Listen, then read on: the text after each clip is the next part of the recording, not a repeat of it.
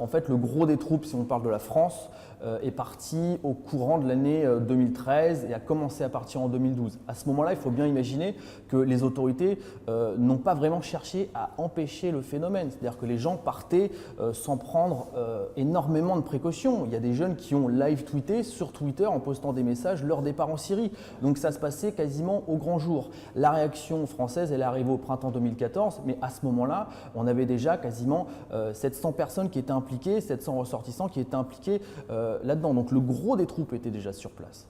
Confisquer le passeport et la carte d'identité, c'est certain que ça aura un impact. Après, il est évident que des gens qui veulent partir partiront dans tous les cas.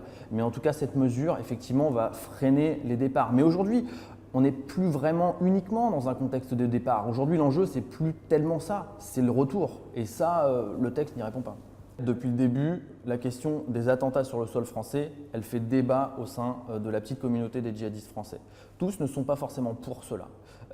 C'est même, finalement, à une époque, c'était une minorité de Français qui étaient pour cela. Et ensuite, entre ceux qui étaient d'accord sur le fait de réaliser des opérations armées, des actes terroristes sur le sol français, il y avait un débat sur les cibles.